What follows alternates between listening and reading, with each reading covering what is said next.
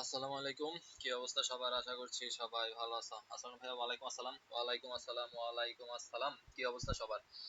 সবার কি অবস্থা? সো পেজে অনেকদিন পরে লাইভ আসা। সো আজকে আমরা হিসাব বিজ্ঞানের জন্য গুরুত্বপূর্ণ, একেবারে গুরুত্বপূর্ণ বেশ কিছু প্রশ্ন সমাধান করব, যেগুলো ভাইয়া এ টু জেড ব্যাখ্যা সহ বুঝিয়ে দিব। সো প্রত্যেকে ভালোভাবে বোঝার চেষ্টা করব, প্রথমত নিজে অ্যান্সার দেওয়ার চেষ্টা করব যে কিভাবে অ্যান্সার হইতে পারে না হইতে পারে, আর সমাধান তো অবশ্যই আমি দিব। সো সবকিছু ক্লিয়ার থাকলে আমাকে একটু জানাই যে ভাইয়া সবকিছু ক্লিয়ার আছে কিনা। আর আমরা যারা জয়েন করছি সবাই কষ্ট করে ক্লাসটা যদি পারেন একটু শেয়ার করে দিবেন নিজেদের গ্রুপে, এবং একটু কষ্ট করে নিজের বন্ধুদেরকে একটু মেনশন করে দিবেন।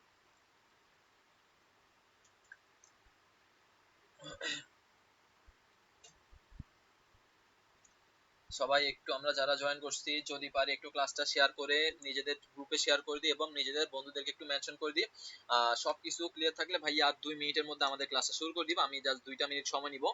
জাস্ট 2টা মিনিটের মধ্যে সবাই যদি একটু মোটামুটি জয়েন করে ফেলে তাহলে আমি শুরু করে দিব। So admission special special class, যেখানে আমরা অ্যাকাউন্টিং টপ এমসিকিউ গুলো সমাধান করব, যেগুলো থেকে আমরা বিগত সাল দেখি, বা বিগত সাল আপনি ঢাকা বলেন, রাজশাহী বলেন, গুচ্ছ বলেন, প্রত্যেকটা বিশ্ববিদ্যালয়ে মোটামুটি এই প্যাটার্নের প্রশ্নগুলো করে। সো ইনশাল্লাহ A to Z ভাইয়া বুঝাই দিব এবং প্রত্যেকেই। ওকে ওকে ওকে। সবাই একটু তাহলে একটু মেনশন করে দিই, সবাই একটু কষ্ট করে ভাইয়ার জন্য 2টা মিনিট সময় নিচ্ছি। সবাই একটু জাস্ট একটু বন্ধুদেরকে মেনশন করে নিয়ে আসি। সবাই একটু কষ্ট করে বন্ধুদেরকে মেনশন করে নিয়ে আসি, তাহলে আমি শুরু করে দিব। সবাই একটু কষ্ট করে বন্ধুদেরকে মেনশন করে নিয়ে আসি।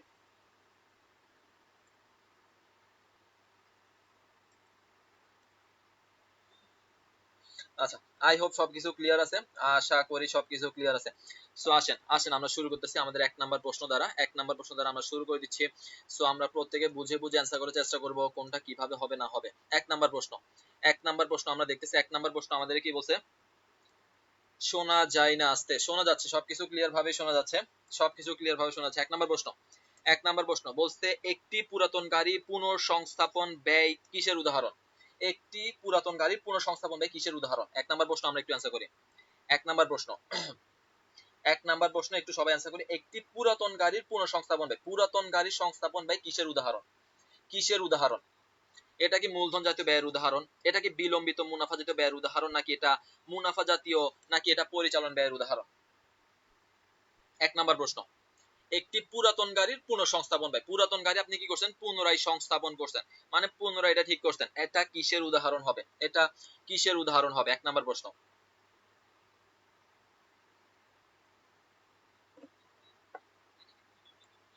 উদাহরণ, নাকি এটা মুনাফা জাতীয়, নাকি এটা পরিচালন?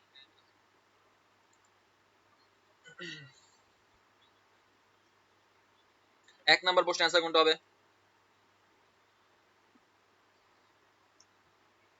ওকে, মূলধন জাতীয়, মূলধন জাতীয়, মূলধন জাতীয়। ওকে, আমরা যারা বলছি মূলধন জাতীয়, মূলধন জাতীয়, তাহলে ভাই এটা একটু ভালো করে মাথায় রাখবেন যে ভাই পুরাতন গাড়ির পুনঃসংস্থাপন ব্যয়, পুনরায় সংস্থাপন করতে, এটা হবে মূলধন জাতীয় ব্যয়। কিন্তু ভাইয়া শোনা যায় না কেন ভাইয়া? আমি তো বাকিরা তো অ্যান্সার করতেছে, বাকিরা তো অ্যান্সার করতেছে, আশা করি তো সবকিছু ক্লিয়ার আছে। বাকিরা অ্যান্সার করতে পারতেছে?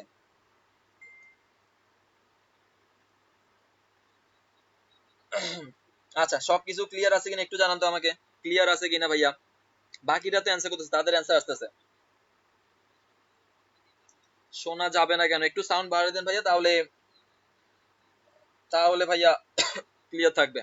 এটার অ্যান্সার কোনটা হবে ভাইয়া? এটার অ্যান্সার হবে মূলধন জাতীয় ব্যয়। ভাইয়া একটু ভালো করে মাথায় রাখবেন, পুরাতন গাড়ি যদি পুনরায় সংস্থাপন করে, পুনরায় এটাকে রিপেয়ার করে, এটাকে বলবো পুনরায় পুনঃসংস্থাপন। ওভারঅল সবকিছু ঠিক করলে এটা হচ্ছে মূলধন জাতীয় ব্যয়। কিন্তু আপনাকে যদি বলা হয় একটি পুরাতন গাড়ির মেরামত ব্যয়, আপনাকে যদি বলা হয় এটার মেরামত ব্যয়, তখন আপনাকে কি অ্যান্সার করতে হবে ভাইয়া? মেরামত ব্যয় বললে এটা হবে তখন মুনাফা জাতীয় ব্যয়। কিন্তু পুনরায় সংস্থাপন ব্যয়, পুনরায় যখন সংস্থাপন ব্যয় বলবে, পুনরায় সংস্থাপন ব্যয় বললে এটার অ্যান্সার হবে মূলধন জাতীয় ব্যয়। তাহলে একটি পুরাতন গাড়ির পুনঃসংস্থাপন হচ্ছে মূলধন জাতীয় ব্যয়, কিন্তু আপনাকে যদি বলা হয় মেরামত ব্যয় বা মেরামত ব্যয় বললে এটা হবে মুনাফা জাতীয় ব্যয়। মেরামত ব্যয় বললে মুনাফা জাতীয় ব্যয় হবে। 2 নাম্বার প্রশ্ন। 2 নাম্বার প্রশ্ন একটু অ্যান্সার করেন। 2 নাম্বার প্রশ্ন হচ্ছে ডেবিট নোটের সাহায্যে কোনটি লেখা হয়? ডেবিট নোটের সাহায্যে, ডেবিট নোটের সাহায্যে কোনটি লেখা হয়? ওকে, ক্লিয়ার আছে? ওকে, ক্লিয়ার থাকলে আলহামদুলিল্লাহ। 2 নাম্বার প্রশ্ন, ডেবিট নোটের সাহায্যে কোনটি লেখা হয়? Debit note.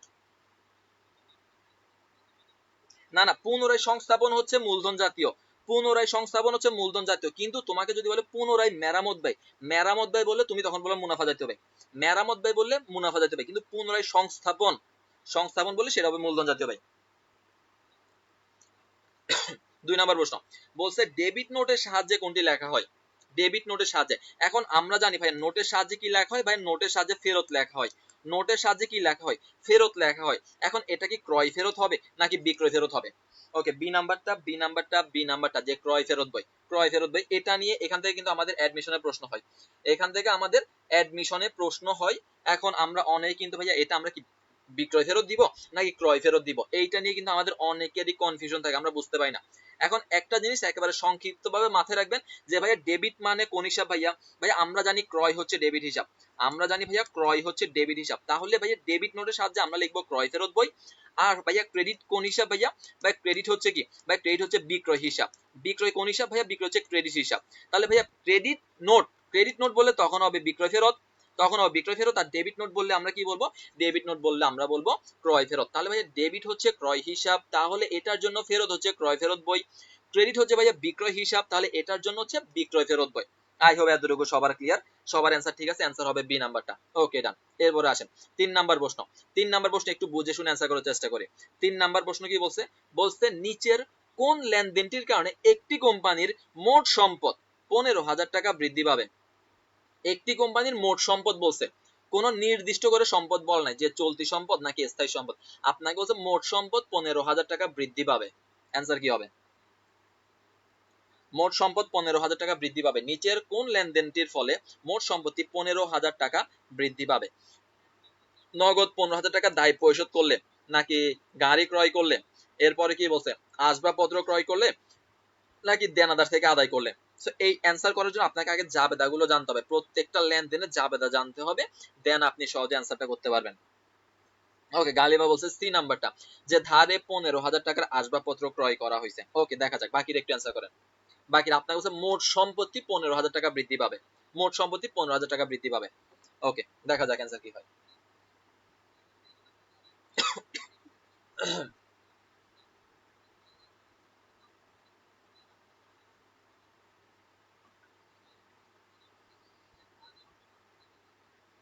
কত হবে? নাসরিন বলছে গ নাম্বারটা। ওকে আলহামদুলিল্লাহ। ওকে, শাহানো বলছে গ নাম্বারটা, মাহফুজ বলছে গ নাম্বারটা। যে ভাইয়া ধারে ধারে কি বলছেন ভাইয়া? ধারে 15,000 টাকার আসবাবপত্র ক্রয় করা হয়েছে। তাহলে আমাকে বলছে মোট সম্পত্তি 15,000 টাকা বাড়বে কোন লেনদেনের ফলে? মোট সম্পত্তি 15,000 টাকা বাড়বে। এক নাম্বার লেনদেন যদি আমরা দেখি, এক নাম্বার লেনদেনে কি বলছে ভাইয়া? নগদ 15,000 টাকা দিয়ে দায় পরিশোধ করছে। কি পরিশোধ করছে ভাইয়া? দায় পরিশোধ করছে। ভাইয়া দায় পরিশোধ করলে নগদ কমে যায়, নগদ কি হয় ভাইয়া? নগদ কমে যায়। তো কমে গেলে সম্পত্তি বাড়বে না, কমে গেলে সম্পত্তি বাড়বে না। ওকে ফাইন বলছে আমাদেরকে ডি নাম্বারটা। ওকে, আমরা ব্যাখ্যা করতেছি সবগুলো। তাহলে এখানে ভাইয়া দায় পরিশোধ করছে, পরিশোধ করলে নগদ কমে যাবে, তো নগদ করলে ভাইয়া সম্পদ বাড়বে না, এক নাম্বার অ্যান্সার হবে না। ওকে বাদ। 2 নাম্বার কি বলছে? নগদে 15,000 টাকার গাড়ি ক্রয় করছে। কি করছে ভাইয়া? ভাইয়া গাড়ি ক্রয় করছে। ভাইয়া গাড়ি ক্রয় করলে প্রথমত গাড়ি বাড়ছে, স্থায়ী সম্পদ বাড়ছে, আবার নগদ কমে গেছে। তাহলে একবার সম্পদ বাড়ছে, একবার সম্পত্তি কমছে। ব্যালেন্স কত?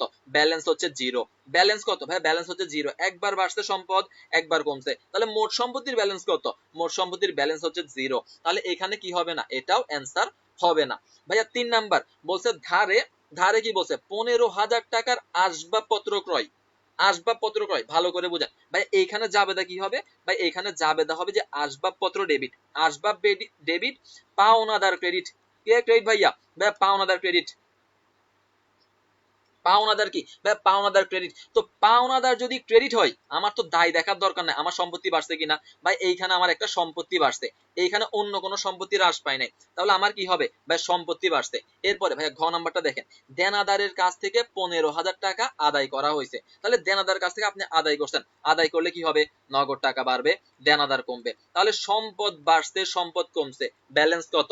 ব্যালেন্স হচ্ছে জিরো। তাহলে ব্যালেন্স যদি জিরো হয়, আমার কিন্তু সম্পত্তি, মোট সম্পদ বাড়ে নাই। তাহলে অ্যান্সার কত হবে ভাই? অ্যান্সার হবে গ নাম্বারটা যে আসবাবপত্র ডেবিট, পাওনাদার ক্রেডিট। এখানে আসবাবপত্র ডেবিট দ্বারা কি বোঝাইছে? বলছে মোট সম্পত্তি 15,000 টাকা বাড়ছে। বলেন বুঝছেন কিনা? তাহলে ভাই এই প্রশ্নগুলো কিন্তু আমাদের অ্যাডমিশনে আসবে, এই প্রশ্নগুলো আমরা অ্যাডমিশনে আসবে। তো এইগুলো আমাদের একটু বুঝে শুনে প্রত্যেকটা লেনদেনে জাবেদা করতে হবে, জাবেদা করে বুঝতে হবে যে মোট সম্পত্তি কোথায় বাড়তেছে, মোট সম্পত্তি কোথায় বাড়তেছে? সো আমার তিনটা জাবেদার মধ্যে এক নম্বরে শুধুমাত্র সম্পদ কমতেছে, ওকে এটা বাদ। 2 নম্বরে সম্পদ বাড়ছে সম্পদ কমছে, তাহলে ব্যালেন্স জিরো। আবার 4 নম্বরে সম্পদ বাড়ছে সম্পদ কমছে, ব্যালেন্স জিরো। তাহলে কিন্তু আমার গ নম্বরে দায় বাড়ছে, আমার তো দায় দেখার দরকার না, আমার সম্পদ বাড়ছে কিনা আমি দেখতেছি আমার আসবাবপত্র নামক একটা সম্পত্তি বাড়ছে। তাহলে আমার অ্যান্সার কত ভাইয়া? গ নাম্বারটা। অ্যান্সার কত ভাইয়া? গ নাম্বারটা। আই হোপ এটা সবার ক্লিয়ার, আশা করি এটা সবাই বুঝতে পারছেন। যদি সমস্যা হয় আমাকে আবার জানাবেন, আমি এটা আবার ক্লিয়ার করে দেব যদি বুঝতে সমস্যা হয়। আসেন পরবর্তী প্রশ্ন। পরবর্তী প্রশ্ন আমরা একটু ভালোভাবে খেয়াল করি। 4 নাম্বার প্রশ্ন। 4 নাম্বার প্রশ্ন আপনাকে কি বের করতে বলছে? 4 নাম্বার প্রশ্ন আপনাকে বের করতে বলছে একক প্রতি উৎপাদন ব্যয় কত। কি ভাই? উৎপাদন ব্যয় কত একক প্রতি। এখন আপনার কাঁচামাল ব্যয় দিয়ে আছে 10,200, প্রত্যক্ষ মজুরি 21,000, উৎপাদন উপরিব্যয় 15,600, প্রশাসনিক ব্যয় 15,600, বিক্রয় উপরিব্যয় 31,200। আপনাকে হচ্ছে উৎপাদনের পরিমাণ যদি 15,600 একক হয়, উৎপাদনের পরিমাণ যদি 15,600 একক হয়, একক প্রতি উৎপাদন ব্যয় কত? ভাই আবার রিপিট করেন ভাই, আপনি জাবেদা দেখেন। 1 নাম্বার জাবেদাতে আপনার নগদ কমে গেছে, তাহলে এখানে সম্পত্তি বাড়তেছে না। 2 নাম্বারে আপনার গাড়ি ক্রয় করছেন, আপনি গাড়ি ক্রয় করলে আপনার গাড়ি বাড়ছে, আবার নগদ টাকা চলে গেছে, সম্পদ বাড়ছে সম্পদ কমছে, তার মানে এটা অপরিবর্তিত, ব্যালেন্স জিরো। 3 নাম্বারে আপনি ধারে আসবাবপত্র ক্রয় করছেন, আপনি ধারে ক্রয় করছেন আসবাবপত্র, আসবাবপত্র বাড়ছে, পাওনাদারও বাড়ছে, কিন্তু আপনার পাওনাদার তো দেখার দরকার নাই, কারণ আপনার কাছে মোট সম্পত্তি বাড়ে কিনা। সো পাওনাদার বাদ দিলাম, আমার আসবাবপত্র বাড়ছে, এটা অ্যান্সার হবে।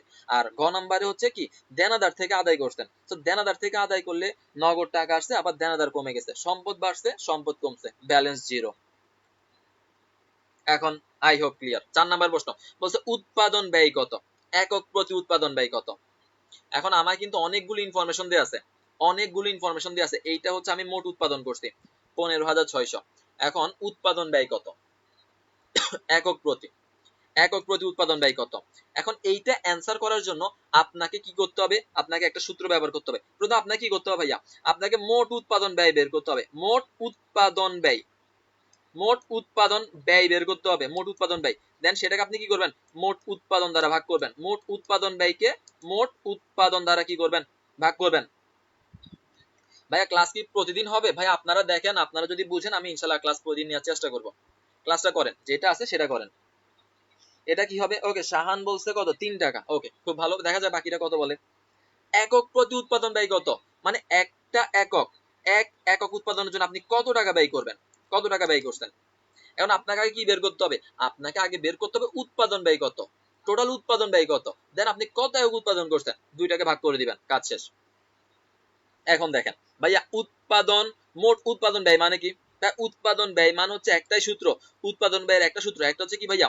মুখ্য ব্যয়, মুখ্য ব্যয় যোগ, মুখ্য ব্যয় যোগ ভাইয়া কারখানা উপরিব্যয়, মুখ্য ব্যয় যোগ কারখানা বা পরোক্ষ খরচ, কারখানা উপরিব্যয়, মুখ্য ব্যয় যোগ কারখানা উপরিব্যয়। তাহলে এইটার নাম কি ভাইয়া? ভাই এইটার নাম হচ্ছে উৎপাদন ব্যয়। এইটার নাম কি?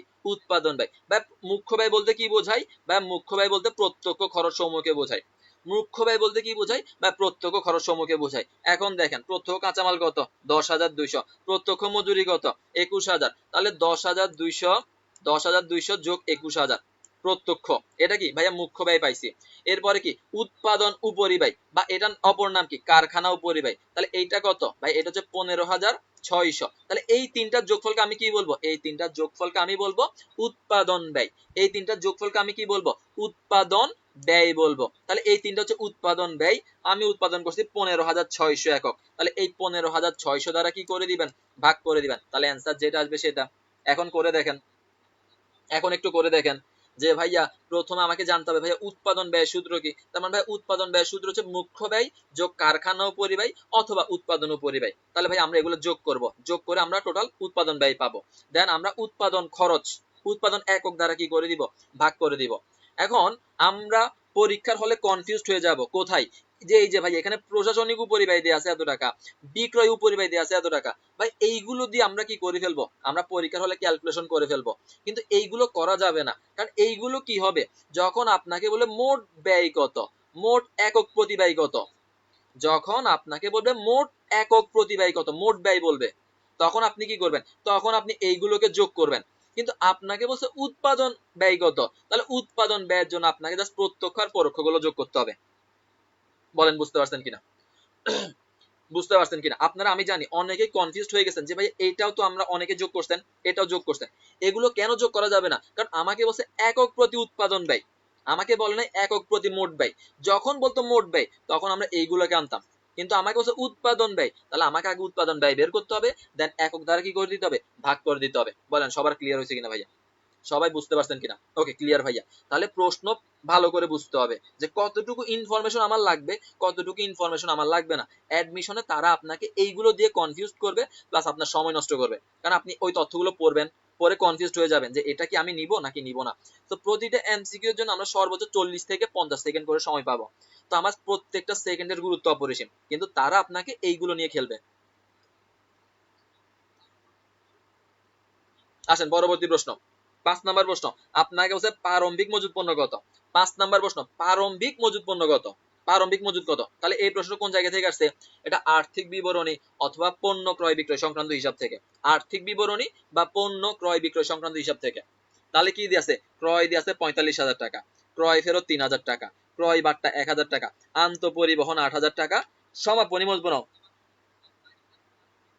আর এর জন্য কমার্স, হ্যাঁ আমরা সামনে বেচ আনতেছি, সামনে আমাদের বেচ আসবে, সামনে বলতে আর কয়েকটা দিন, আর কয়েকটা দিন আপাতত ফ্রি ক্লাস করেন, ফ্রি ক্লাস করার পরে এইচএসসি রেজাল্টটা দেওয়ার পর পরে আমরা ইনশাল্লাহ নতুন বেচ নিয়ে আসবো।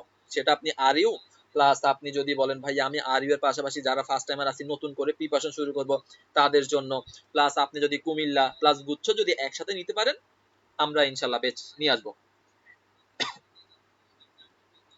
আচ্ছা এটা অ্যান্সার করেন, প্রারম্ভিক মজুদ পণ্য কত?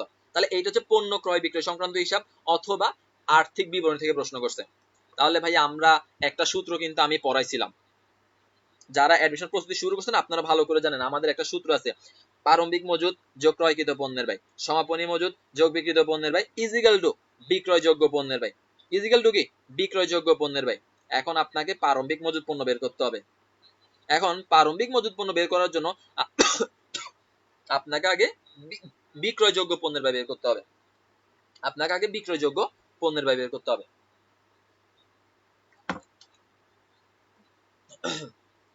তো প্রশ্ন ভাইয়া সহজ, প্রশ্ন সহজ, ভালো করে দেখেন। প্রথমে মুনাফা বের করেন, প্রথমে কি বের করবেন? প্রথমে মুনাফা বের করবেন। কি বের করবেন ভাই? মুনাফাটা বের করবেন, মুনাফা কত আসে। এখন মুনাফা বের করার জন্য দেখেন আপনার হাতে কি দিয়ে আছে, আপনার হাতে এখানে বিক্রয় দিয়ে আছে না, বিক্রয় কত? বিক্রয় 60,000 টাকা, মার্কআপ 25%। ভাই মার্কআপ মানে কি জানেন? মার্কআপ মানে হচ্ছে ক্রয় মূল্যের উপর মুনাফার হার। মার্কআপ মানে কি মূল্য? মার্কআপ মানে হচ্ছে ক্রয় মূল্যের উপর মুনাফার হার। এখন ক্রয় মূল্যের উপর মুনাফার হার যদি 25% হয়, ক্রয় মূল্যের উপর মুনাফার হার যদি 25% হয়, বিক্রয় মূল্যের উপর সেটা কত পার্সেন্ট হবে? কত পার্সেন্ট হবে? বিক্রয় মূল্যের উপর কত পার্সেন্ট হবে ভাই? বিক্রয় মূল্যের উপর হবে 20%। কত পার্সেন্ট? 20%। তাহলে আমরা কি পাবো? মুনাফা পাবো। এখন আমার বিক্রয় কত ভাই? বিক্রয় হচ্ছে 60,000 টাকা, বিক্রয় 60,000, মুনাফা কত পার্সেন্ট? 20%। তো মুনাফা যদি আমরা বের করি, মুনাফা কত ভাইয়া? 12,000 টাকা আসবে, 12,000 টাকা। এখন ভাইয়া 12,000 টাকা মুনাফা পাইলাম। এখন বিক্রয় থেকে যদি মুনাফা বিয়োগ করি, আমরা বিক্রয় থেকে যদি আমরা মুনাফা বিয়োগ করি আমরা কি পাবো? আমরা পাবো বিক্রিত পণ্যের ব্যয়। আমরা পাবো কি ভাইয়া? বিক্রিত পণ্যের ব্যয়। এটার নাম কি ভাই? এটার নাম হচ্ছে বিক্রিত পণ্যের ব্যয়। এটার নাম কি? বিক্রিত পণ্যের ব্যয়। এখন এই বিক্রিত পণ্যের ব্যয়টা আমরা পাইলাম। এখন আমাদের কি লাগবে? আমাদের বিক্রয়যোগ্য পণ্যের ব্যয় লাগবে। কি লাগবে? বিক্রয়যোগ্য পণ্যের ব্যয় লাগবে। এখন আমরা ভালো করে জানি যে বিক্রিত পণ্যের ব্যয়ের সাথে যদি সমাপনী মজুদ পণ্য কি করা হয়? যোগ করা হয়, আমরা কি পাবো? আমরা পাবো বিক্রয়যোগ্য পণ্যের ব্যয়। এখন দেখেন প্রশ্নের মধ্যে কি দিয়ে আছে? সমাপনী মজুদ পণ্যের ক্রয় মূল্য 9,000, বাজার মূল্য কত? 8,000 টাকা। তাহলে ভাইয়া সমাপনী মজুদ দুইটা মূল্য দিয়ে আছে, ক্রয় মূল্য 9,000, বাজার মূল্য 8,000। এখন আমরা ভালো করে জানি যে সমাপনী মজুদ পণ্য ক্রয় মূল্য বাজার মূল্যের মধ্যে যেটা কম, যেটা কম সেটা নিতে হবে। তাহলে আমরা নিব 8,000, 8,000 নিলাম। তাহলে 8,000 নিলে যদি আমরা যোগ করে দেই যে বিক্রিত পণ্যের ব্যয় যোগ সমাপনী মজুদ পণ্য, তাহলে আমরা পাবো 56,000 টাকা, 56,000 টাকা, যেটার নাম কি? যেটার নাম হচ্ছে বিক্রয় যোগ্য পণ্যের ব্যয়, বিক্রয় যোগ্য পণ্যের ব্যয়। তাহলে ভাইয়া বিক্রয় যোগ্য পণ্যের ব্যয় আমরা আসছি। এখন আমাদেরকে কি করতে হবে? আমাদেরকে ক্রয়কৃত পণ্যের ব্যয় বের করতে হবে, ক্রয়কৃত পণ্যের ব্যয়। এখন দেখেন প্রারম্ভিক মজুদ কত? প্রারম্ভিক মজুদ হচ্ছে 45,000 টাকা, প্রারম্ভিক মজুদ 45। ক্রয় ফেরত কত? ফেরত হচ্ছে ভাইয়া 3,000 টাকা, 3,000 বিয়োগ বাট্টা কত ভাইয়া? বাট্টা 1,000 টাকা, 1,000 বিয়োগ। এরপরে ভাইয়া আন্ত পরিবহন মানে কোন পরিবহন? ক্রয় পরিবহন 8,000 টাকা। ভাইয়া 8,000 টাকা কি করব? যোগ করব। তাহলে যোগ করলে কত আসবে? যোগ করলে কত আসবে দেখেন ভালো করে, তাহলে 45 থেকে কত যাবে? 45 থেকে কত যাবে? 3 যাবে, এরপরে 1 যাবে, কত থাকবে? 41, 49,000 টাকা আসবে।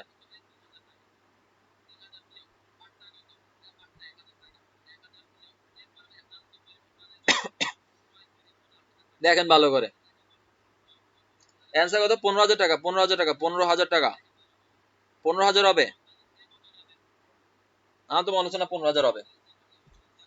আমি তো আচ্ছা, প্রশ্নের মধ্যে অপশন দেয়া নাই, 15,000 হবে নাকি দেখেন ভালো করে। এখানে আমরা কি পাইলাম? এখন আমরা কি পাইলাম ভাইয়া? এখন আমরা পাইলাম ক্রয়কৃত পণ্যের ব্যয়। এখন আমরা কি পাইলাম ভাইয়া? আমরা পাইলাম ক্রয়কৃত পণ্যের ব্যয়। অপশনে আমাদের ভুল আছে। আমরা কি পাইলাম? ক্রয়কৃত পণ্যের ব্যয় কত? 49,000 টাকা। কত? 49,000 টাকা।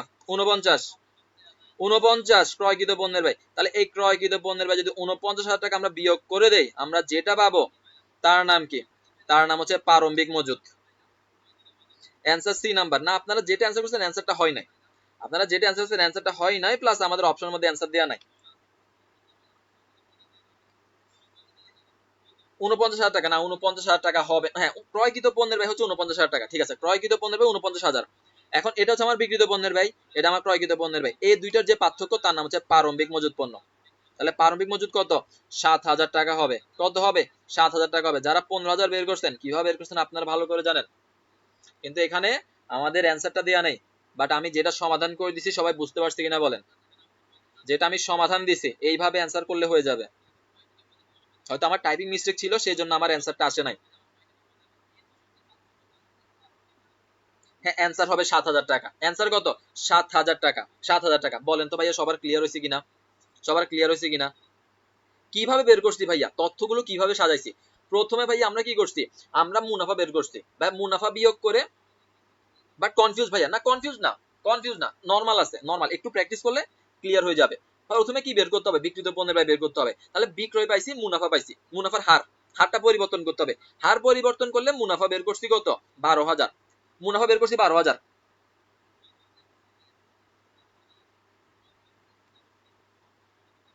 মুনাফা বের করছি কত? 12,000। তাহলে 12,000 বিয়োগ করলে 48,000 কত? বিক্রিত পণ্যের ব্যয়। বিক্রিত পণ্যের ব্যয় সমাপনী মজুদ দিয়ে আছে, কিন্তু দুইটা। আমরা জানি রক্ষণশীল নীতি বলছে যে কোনো একটা নিতে হবে। কোনটা? যেটা কম, কমটা নিছি। তাহলে 56,000 টাকা বিক্রয় যোগ্য পণ্যের ব্যয়, যোগ্য। তাহলে এই যোগ্য থেকে আমরা ক্রয়কৃত পণ্যের ব্যয় বাদ দিব। ক্রয়কৃত পণ্যের ব্যয় 49,000 টাকা। তাহলে বিয়োগ করে দিছি, কাজ শেষ। ঠিক আছে ভাই, আন্তঃপরিবহন খেয়াল করি নাই, ঠিক আছে, ওকে, খেয়াল করি নাই, এগুলো আমাদের নিজস্ব ব্যক্তিগত ভুল। তো এগুলো একটু সাবধানে করতে হবে। আই হোপ এটা সবার ক্লিয়ার হয়েছে। তো এইগুলো আমরা যদি ভালোভাবে সমাধান করি, আমাদের নরমাল প্রশ্নগুলো ইজিলি আমরা সমাধান করতে পারবো। এখন আসেন 6 নাম্বার প্রশ্ন। কি বলছে? হিসাব তথ্যের গুণগত বৈশিষ্ট্য নয়। হ্যাঁ, এটা সোজা ম্যাথ। যারা আমরা প্র্যাকটিস করছি বা পড়ছি ভালো করে, আমাদের কাছে সোজা লাগবে। বাট বাকিদের কাছে কঠিন লাগলেও সময় আছে, একটু ভালো করে প্র্যাকটিস করলে হয়ে যাবে। আচ্ছা, ক্লিয়ার হয়ে যাবে ইনশাল্লাহ। 6 নাম্বার প্রশ্ন কি বলছে? হিসাব বিজ্ঞান তথ্যের গুণগত বৈশিষ্ট্য নয় কোনটি? হিসাব বিজ্ঞান তথ্যের গুণগত বৈশিষ্ট্য নয়। তাহলে এটা হচ্ছে কি প্রশ্ন? নীতিমালা থেকে জিজ্ঞেস করতে। হিসাব বিজ্ঞান নীতিমালা। এখন দেখেন গুণগত বৈশিষ্ট্য নয় কোনটা? হিসাব তথ্যের গুণগত বৈশিষ্ট্য নয় কোনটা? আমি বেঁচে একটা শব্দ শিখাইছিলাম, একটা শব্দ শিখাইছিলাম, ওই শব্দটা মাথায় রাখলে হয়ে যাবে। একটা শব্দ আমি শিখাইছিলাম, শব্দটা কি? শব্দটা কি ছিল? একটা পড়াইছিলাম, এটা শব্দটা কি? প্রাবিতুষা। কি পড়াইছিলাম? প্রাবিতুষা, প্রাবিতুষা। জাস্ট এটা মাথায় রাখলে আমরা কোনটা গুণগত বৈশিষ্ট্য, কোনটা গুণগত বৈশিষ্ট্য না, আমরা খুব ইজিলি সমাধান করতে পারবো। তাহলে ভাই শব্দটা কি? প্রাবিতুষা। ভাই প্রা মানে কি? বা প্রা মানে প্রাসঙ্গিক, প্রা মানে প্রাসঙ্গিক। বা বি মানে কি? বা বি মানে বিশ্বাসযোগ্য, বিশ্বাসযোগ্য এখানে দেয় নাই। তাহলে তু মানে কি? বা তু মানে তুলনাযোগ্য। সা মানে কি? বা সা মানে সামঞ্জস্যতা। তাহলে ভাইয়া কি কি আছে? ভাইয়া প্রাসঙ্গিকতা, সামঞ্জস্যতা, তুলনাযোগ্য। আরেকটা কি? না, আরেকটা হচ্ছে বিশ্বাসযোগ্য। তাহলে গোপনীয়তা, গোপনীয়তা হিসাব তথ্যের গুণগত বৈশিষ্ট্য নয়। গোপনীয়তা হিসাব তথ্যের গুণগত বৈশিষ্ট্য নয়। তাহলে কি মাথায় রাখবেন? জাস্ট একটা শব্দ মাথায় রাখবেন, প্রাবিতুষা, প্রাবিতুষা। জাস্ট সে এটা মাথায় রাখলে হয়ে যাবে। প্রাসঙ্গিক, বিশ্বাসযোগ্য, তুলনাযোগ্য, সামঞ্জস্য। প্রাসঙ্গিক, বিশ্বাসযোগ্য, তুলনাযোগ্য, সামঞ্জস্য। শেষ। এখন আসেন সবচেয়ে কঠিন একটা ম্যাথ। যারা পারবে দেখা যাক। আপনাকে বলছে মাসের শেষে, মাসের শেষে কুরিন সঞ্চিতির জের কত? যে কুরিন নিয়ে আমরা সবাই খুব বেশি প্যারা খাই, যে কুরিন নিয়ে আমরা সবচেয়ে বেশি প্যারা খাই।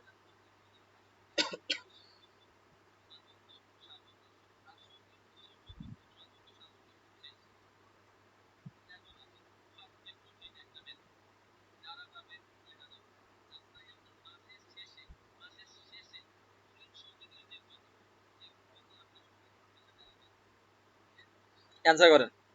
হ্যাঁ, প্রাবি তুষা শেষ, এতটুকুই, জাস্ট এটা মাথায় রাখবা, কাজ শেষ। এখন আসেন তো ভাইয়া এটা সমাধান করেন। মাসের শেষে কুরিন সঞ্চিতির জের কত? কুরিন সঞ্চিতির জের কত? কনফিউজ লাগবে, কনফিউজ লাগবে, বাট একটা আমি চার্ট পড়াইছিলাম, চার্ট একটা পড়াইছি, দেখি ভাইয়া চার্ট অনুযায়ী কাজ করেন। আর কুরিন সঞ্চিতি করা হয় কয়টা জিনিসের উপর? কুরিন সঞ্চিতি করা হয় দুইটা বিষয়ের উপর, একটা হচ্ছে দেনাদার আর একটা হচ্ছে ধারে বিক্রয়। একটা হচ্ছে দেনাদার আর একটা হচ্ছে ধারে বিক্রয়। এখন যেহেতু এটা এমসিকিউ ক্লাস, এখানে হয়তো বিস্তারিত যতটুকু সম্ভব আমি বলার চেষ্টা করব। মাসের শেষে কুরিন সঞ্চিতির জের কত?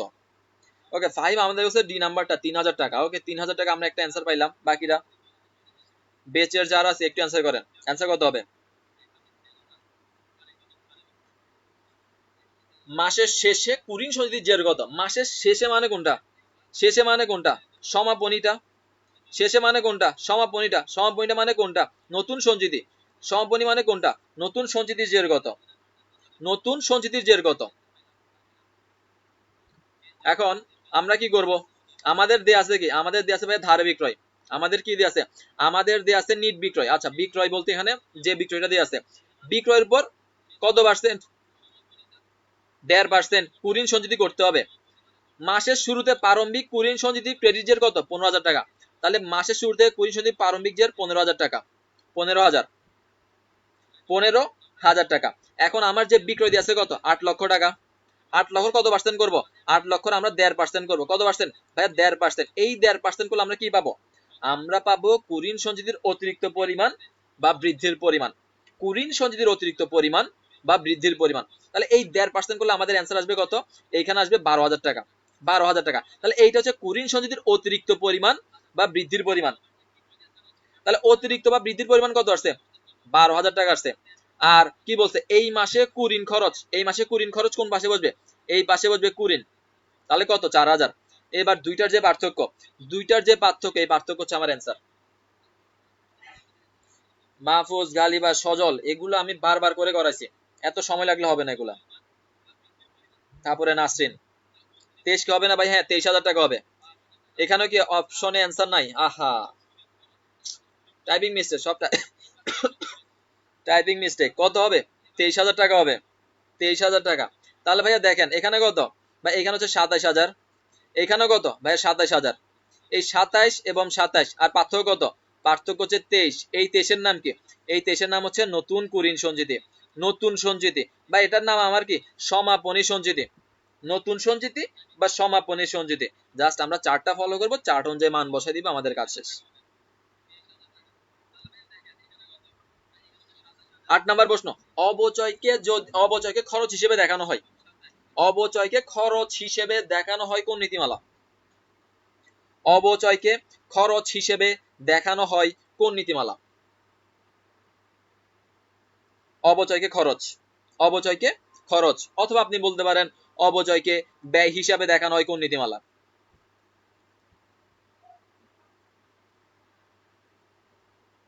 অ্যান্সার দেয়া নাই বলে, অ্যান্সার দেয়া নাই থাকলে নিজের উপর কনফিডেন্স থাকতে হবে, নিজের উপর কনফিডেন্স থাকতে হবে যে ভাইয়া আপনার ভুল হয়েছে বা আমার অ্যান্সার এটা আসছে। ওকে ফাহিম, 8 এর সি নাম্বারটা পূর্ণ প্রকাশ নীতি। ওকে, দেখা যাক বাকিরা। অবচয়কে খরচ হিসেবে দেখানো হয় নীতিমালা, আরেক প্যারা দেওয়ার মতো একটা টপিক, যেটা অনেকে বলে মুখস্থ করে ফেলো, মুখস্থ করে ফেলো, কিন্তু এটা মুখস্থ করা লাগে না, এটা জাস্ট স্কিল একটু পড়লে এটা অটো মাথায় সেট করা যাবে। ওকে, সজল বলছে আমাদেরকে খ নাম্বারটা মিলকরণ নীতিমালা। বাকিরা, বাকিরা অবচয়কে খরচ হিসেবে বা ব্যয় হিসেবে দেখানো হয় কোন নীতিমালা অনুযায়ী? ফুয়াদ বলছে আমাদেরকে ডি নাম্বারটা রক্ষণশীল নীতিমালা বলছে। সো ভাইয়া নীতিমালার প্রতি একটু কি দিতে হবে ভাইয়া? নীতিমালার প্রতি একটু জোর দিতে হবে, একটু ভালো করে বুঝতে হবে নীতিমালা, একটু ভালো করে বুঝতে হবে। এখন ভাইয়া অবচয়কে খরচ হিসেবে দেখান কোন বিবরণীতে? অবচয়কে খরচ হিসেবে দেখান কোন বিবরণীতে ভাইয়া? জাস্ট আমরা একটা টপিক পড়াইছিলাম, একটা আইটেম। অবচয়কে খরচ হিসেবে দেখায় কোন বিবরণী? আয় বিবরণীতে। কোন বিবরণী? আয় বিবরণীতে। আয় বিবরণীতে। আয় বিবরণীতে আমরা কি করি? আয় বিবরণীতে আমরা আয়ের সাথে ব্যয়ের কি করি? আয়ের সাথে ব্যয়ের মিলকরণ করি। আয়ের সাথে ব্যয়ের কি করি? মিলকরণ করি। তাহলে এই যে ব্যয়, খরচ মানে কি? বা খরচ মানে হচ্ছে ব্যয়। এ ব্যয়ের নাম কি? এ ব্যয় কোথায় থেকে আসছে? আয় বিবরণ থেকে আসছে। তাহলে আয় ব্যয় সমন্বয় করে কে? মিলকরণ নীতিমালা। তাহলে অ্যান্সার কি হবে? অ্যান্সার হবে মিলকরণ নীতিমালা। 2 মাসে কামব্যাক করা পসিবল, অবশ্যই পসিবল। ভালোভাবে প্রিপারেশন নিলে বুঝে প্রিপারেশন নিলে সবকিছু সম্ভব। তাহলে ভাই অবচয়কে খরচ হিসেবে দেখানো হয়।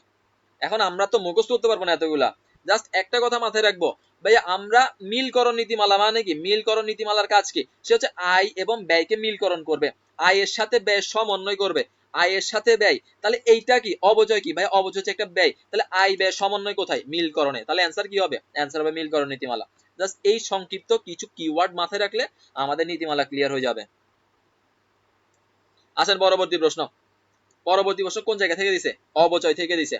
বলছে স্থায়ী সম্পত্তির ক্রয় মূল্য কত ছিল, ক্রয় মূল্য কত ছিল। প্রশ্ন সহজ লাগবে দেখতে কিন্তু একটু ক্রিটিক্যাল। সম্পত্তি, পুরাতন সম্পত্তি বিক্রয় করছে কত, 18,000 টাকা। সম্পত্তি বিক্রয় 18,000 টাকা, সম্পত্তি বিক্রয় 18,000 টাকা। ভগ্নাবশেষ মূল্য কত, 3,000 টাকা। পুঞ্জীভূত অবচয় 6,000 টাকা। বিক্রয় জনিত ক্ষতি 4,000 টাকা। ক্রয় মূল্য কত ছিল, ক্রয় মূল্য কত ছিল, একটু বুঝে অ্যান্সার করেন। ক্রয় মূল্য কত ছিল, দেখেন কি কি ইনফরমেশন দেয়া আছে, কি কি ইনফরমেশন আপনার লাগবে।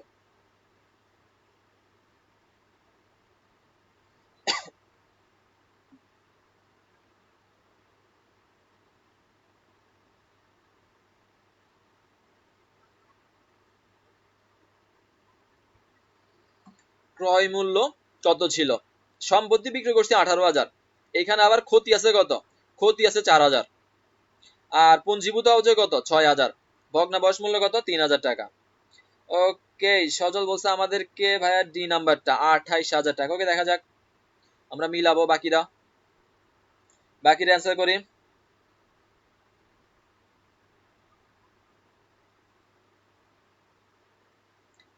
বাকিরা অ্যান্সার করি। ক্রয় মূল্য কত ছিল, প্রশ্ন বুঝতে হবে ভালো করে ভাই, প্রশ্ন না বুঝে অ্যান্সার করা যাবে না। ওকে, শাহান বলছে আমাদেরকে 21,000 টাকা। এই যে আমাদের দুইজনের অ্যান্সার দুইটা চলে আসছে, একজন 21, একজন 28,000 টাকা। একজন 21 বলছে, একজন 28,000 টাকা বলছে। বাকির অ্যান্সার করেন, চেষ্টা করেন ভাইয়া, ভুল হোক, ভুল হোক বুঝার বিষয় আছে, ভুল হোক বুঝার বিষয় আছে, জাস্ট একটু চেষ্টা করেন। ওকে, ফাইম আমাদেরকে বলছে আবার 22,000 টাকা। এখন কেউ একজন বলেন 25,000 টাকা হবে, কেউ একজন বলেন 25,000 টাকা হবে। এখন দেখেন তো ভাইয়া, একটু আমি বুঝাই, আপনি ভালো করে খেয়াল করেন। ওকে, মাহফুজ বলছে ডি নাম্বারটা হবে। ওকে, মোটামুটি আমাদের বেঁচে যারা আছে তারা বলছে 8,000 টাকা হবে। এখন ভাইয়া দেখেন, দেখেন সম্পত্তি বিক্রয় করছি কত, বিক্রয় করছি ভাইয়া 18,000 টাকা, বিক্রয় করছি কত 18,000 টাকা। ওকে, নাসরিনও বলছে 8,000 টাকা, বিক্রয় করছি কত 18,000 টাকা, 18,000। এখন ভাইয়া এই যে 18,000 টাকা আমি বিক্রয় করছি, এখানে আমার ক্ষতি আছে কত, 4,000 টাকা ক্ষতি হয়ে গেছে না, ক্ষতি কত, ক্ষতি হয়েছে 4,000 টাকা, ক্ষতি 4,000। তার মানে ভাইয়া 18,000 টাকা বিক্রয় করার পরেও আমার ক্ষতি কত 4,000। তার মানে ওই সম্পত্তির বইমূল্য কত ছিল বলেন তো, আপনারা অ্যান্সার করেন, আপনাদেরকে ধরে ধরে অ্যান্সার করলে আপনারা বুঝতে পারবেন। আপনি জাস্ট আমাকে বলেন যে ভাইয়া আমি সম্পত্তি বিক্রি করছি 18,000, এখন এই 18,000 বিক্রয়ের মধ্যে আমার ক্ষতি 4,000, ক্ষতি কত 4,000, তাহলে এই সম্পত্তিটার বইমূল্য ছিল কত, বইমূল্য ছিল কত বলেন তো, বইমূল্য ছিল কত। তার মানে ভাই ওই সম্পত্তির বইমূল্য ছিল ভাইয়া 22,000 টাকা, সম্পত্তির বইমূল্য ছিল 22,000 টাকা, মানে আমি বিক্রয় করে 22,000 টাকা পাওয়ার কথা, কিন্তু পাইছি 18, তার মানে ক্ষতি দেখাইছি কত 4,000। তার মানে বই মূল্য কত ছিল ভাই, বই মূল্য ছিল আমার 22,000 টাকা। বই মূল্য কত ভাইয়া, বই মূল্য 22,000, বই মূল্য কত 22,000 টাকা। এখন বই মূল্য যদি 22,000 টাকা হয় ভাইয়া, বই মূল্য কিভাবে আসে, বই মূল্য কিভাবে আসে ভাই, আমরা জানি ক্রয় মূল্য থেকে যদি, ক্রয় মূল্য থেকে যদি ভাই পুঞ্জীভূত অবচয় বিয়োগ করা হয়, ক্রয় মূল্য থেকে পুঞ্জীভূত অবচয় বিয়োগ করলে আমরা কি পাবো, আমরা পাবো বইমূল্য, আমরা কি পাবো ভাই, বইমূল্য পাবো। এখন আমাকে বের করতে বলছে ক্রয় মূল্য, তাহলে আমরা পাইলাম কি বইমূল্য 22, তাহলে এই 22 আর পুঞ্জীভূত অবচয় কত দেখাইছে 6,000 দেখাইছে, তাহলে 22 যোগ 6, তাহলে টোটাল কত ভাই, টোটাল হচ্ছে 28,000 টাকা হচ্ছে ক্রয় মূল্য, 28,000 টাকা কি ক্রয় মূল্য। এখন আপনি আবার সোজাভাবে হিসাব করে দেখেন যে আমার সম্পত্তির ক্রয় মূল্য 28, এরপরে আমার পুঞ্জীভূত অবচয় গেছে 6, তাহলে আমার বই মূল্য দাঁড়াইছে কত 22,000 টাকা, আমি বিক্রয় করছি 18,000 টাকা, আমার ক্ষতি আসছে 6,000 টাকা। দেখেন আবার পুরোটা আমার সোজাভাবে কিন্তু মিলে গেছে, সোজাভাবে কিন্তু মিলে গেছে। আমাকে ম্যাথটা দিছে উল্টো ভাবে, তাহলে আমাকে উল্টো ভাবে ধরে ধরে করে আসতে হবে। অ্যান্সার কত আসছে, অ্যান্সার হবে 28,000 টাকা। ভাইয়া বলেন তো সবাই বুঝছেন কিনা, বলেন সবাই বুঝছেন কিনা, বলেন আমাকে সবাই ভাইয়া, সবার ক্লিয়ার হয়েছে কিনা? তাহলে ক্লিয়ার যদি হয় আমি সেম প্রশ্ন জাস্ট সামান্য পরিবর্তন করে আবার দিব, আপনি দেখি পরবর্তীটা করতে পারেন কিনা। বলেন আগে সবার ক্লিয়ার হয়েছে কিনা। মোটামুটি আলহামদুলিল্লাহ, আলহামদুলিল্লাহ আমি বেচের যাদের আমি কমেন্ট পাইছি আলহামদুলিল্লাহ ওদের সবার ক্লিয়ার, ওদের সবার 28,000 টাকা আসছে। কিন্তু বাকি যারা আছি ভাই আমাদের কিন্তু 28,000 মিলে নাই, 28,000 কিন্তু আমাদের মিলে নাই, 28,000 কিন্তু আমাদের মিলে নাই। তাহলে ভাই আমরা জাস্ট পিছন থেকে করে আসতে হবে। Okay clear. এখন ভাইয়া যদি আপনাদের ক্লিয়ার হয়, যদি আপনাদের ক্লিয়ার হয় আমাকে একটু সেম প্রশ্নের মধ্যে আমাকে আরেকটা অ্যান্সার করেন তো। আমি যদি এটা ক্ষতি না বলে আমি যদি বলি এটা লাভ, আমি যদি এটাকে লাভ বলি তাহলে ভাইয়া আমার ক্রয় মূল্য কত, দেখি অ্যান্সার করেন তো। তাহলে দেখবেন আপনার ক্লিয়ার হয়ে গেছে। যদি এটা বুঝতে পারেন আমাকে সেম প্রশ্ন, এখানে ক্ষতি 4,000 এর জায়গায় আমি বলছি এটা লাভ 4,000, তাহলে আপনার ক্রয় মূল্য কত এখন অ্যান্সার করেন, এখন অ্যান্সার করেন। ক্ষতি না, এটা হচ্ছে কি লাভ 4,000। তো লাভ যদি 4,000 হয় তাহলে আপনার ক্রয় মূল্য কত?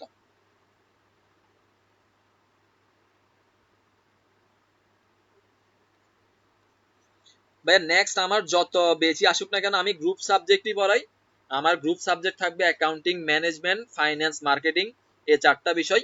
আর ওভারঅল সাবজেক্টের উপর আমার এক্সাম বেস থাকবে, এতটুকুই।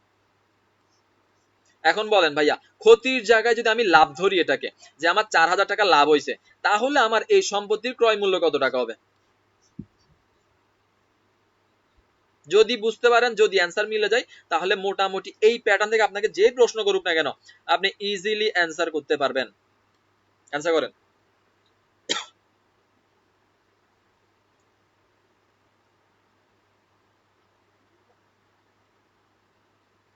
হ্যাঁ রেকর্ড ক্লাস থাকবে, বাট ফেসবুক রেকর্ড এক একটা 1 মাস পর্যন্ত থাকে, এরপর আর থাকে না। রেকর্ড ক্লাস 1 মাস থাকে, 1 মাসের পর আর থাকে না। ওকে আমাদেরকে সজল বলছে যদি এটা আমরা লাভ ধরি তাহলে আমাদের ক্রয় মূল্য দাঁড়াবে 20,000 টাকা। ওকে বাকির অ্যান্সার করি, বাকির অ্যান্সার করেন কত আসবে। ওকে মাহফুজও বলছে 20,000 টাকা আসবে, গালিবা বলছে 20,000 টাকা আসবে। ওকে ঠিক আছে, ঠিক আছে। আচ্ছা শাহান বলছে আবার 24,000 টাকা আসবে। ওকে দেখা যাক ভাইয়া, আবার কনফিউজ লাগছে। সোমা বলছে 20,000। ওকে বেচে সবাই আলহামদুলিল্লাহ এক সাইডে আছে। ওকে সবার 20,000 টাকা আসছে। ভাইয়া দেখেন বিক্রয় করছি কত, ভাই বিক্রয় করছি 18,000, বিক্রয় 18,000, 18,000 মধ্যে লাভ আছে কত, লাভ আছে 4,000। তার মানে এই 18,000 টাকা বিক্রয় করি, লাভ আছে কত, অতিরিক্ত আছে কত, অতিরিক্ত 4,000। তার মানে বই মূল্য কত ছিল ভাইয়া, বই মূল্য ছিল কত, বই মূল্য ছিল কত ভাই, বই মূল্য ছিল এটা থেকে আমরা বিয়োগ করে দিব। এটা থেকে আমরা এখন কি করব, এখন যোগ করা যাবে না, এখন কি করতে হবে, এখন বিয়োগ করতে হবে। তাহলে বই মূল্য ছিল কত, বা বই মূল্য ছিল 14,000 টাকা। যে 14,000 টাকা বই মূল্য, আমি বিক্রি করছি 18, লাভ আসছে কত, লাভ আসছে 4,000, লাভ আসছে কত 4,000। তাহলে বই মূল্য কত 14,000, আর পুঞ্জীভূত অবচয় কত 6,000, তাহলে আমার ক্রয় মূল্য কত 20,000। শেষ, সহজ ছিল। উল্টা পাল্টা করলে কাজ শেষ, উল্টা পাল্টা করা যাবে না। আসেন পরবর্তী প্রশ্ন, আই হোপ এটা সবার ক্লিয়ার। 10 নম্বর প্রশ্ন কি বলছে, নিচের কোনটি পরিবর্তনশীল ভাই, নিচের কোনটি পরিবর্তনশীল ভাই, মানে চেঞ্জ হবে, নিচের কোনটি পরিবর্তনশীল ভাই।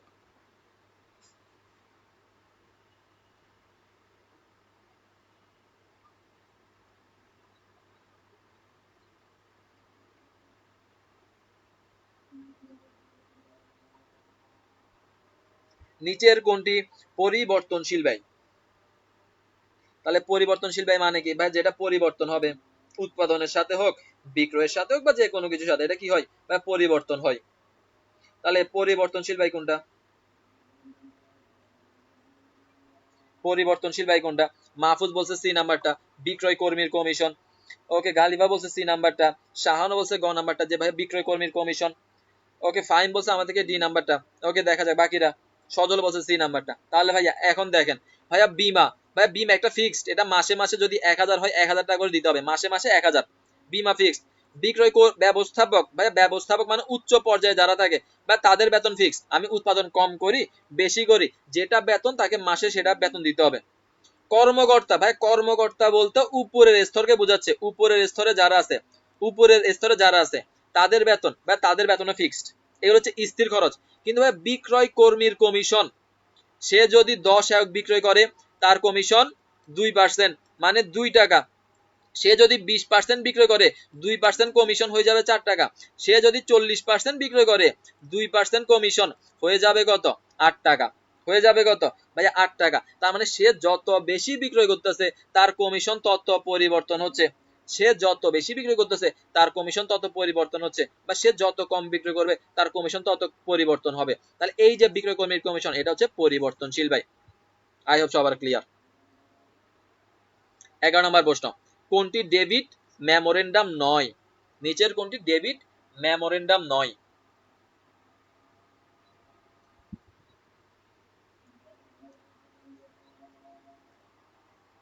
ডেবিট মেমোরেন্ডাম নয়, তার মানে ডেবিট মেমোরেন্ডাম নয় মানে কি? তার মানে ক্রেডিট মেমোরেন্ডাম। তার মানে কি ক্রেডিট মেমো? তার মানে কোনটা ভাই? Credit memo. Credit memo. তাহলে ক্রেডিট মেমো মানে কি? ব্যাংকের সাথে আমাদের সম্পর্ক কি? ব্যাংকের সাথে সম্পর্ক বিপরীত। ব্যাংকের সাথে সম্পর্ক কি? সম্পর্ক বিপরীত। তার মানে আমাদের হিসাবে যদি টাকা জমা হয়, জমা বা বাড়ে, জমা বা বাড়ে, বাড়লে আমরা যে মেমো ইস্যু করে ব্যাংক আমাদেরকে, তার নাম হচ্ছে ক্রেডিট মেমো। তার নাম কি? Credit memo. তাহলে অর্জিত সুদ বা সুদ দিলে টাকা বাড়ে, সুদ দিলে আমার হিসাবে টাকা বাড়ে, তাহলে ব্যাংক এটার জন্য আমার কোন মেমো ইস্যু করবে? ব্যাংক আমাকে এটার জন্য ক্রেডিট মেমো ইস্যু করবে। তাহলে আমাকে হচ্ছে ডেবিট মেমো নয়, তার মানে এটা ডেবিট মেমো নয়, এটা ক্রেডিট মেমো। অ্যান্সার কত? ডি নাম্বারটা। ওকে, ডান। পরবর্তী প্রশ্ন, এটা একটু ভালো করে বুঝতে হবে, ক্রিটিক্যাল প্রশ্ন। রাজশাহী বিশ্ববিদ্যালয় দিয়ে থাকে, রাজশাহী বিশ্ববিদ্যালয়। স্টক স্পিল্ট এর উদ্দেশ্য কি? স্টক স্পিল্ট এর উদ্দেশ্য কি? আপাতত অ্যান্সার করেন, যাদের মাথায় আছে যারা পড়ছেন অ্যান্সার করেন, যদি না বুঝেন আমি বুঝাই দিব এ টু জেড। স্টক স্পিল্ট এর উদ্দেশ্য কি? মূলধন বৃদ্ধি করা, মালিকানা বৃদ্ধি করা, সম্পদ বৃদ্ধি, নাকি বিনিয়োগ যোগ্যতা বৃদ্ধি করা? ওকে, ঠিক আছে। 11 নম্বর। 12 নম্বর প্রশ্ন, একটু যারা আমরা পড়ালেখা করছি যদি বুঝতে পারেন অ্যান্সার করেন।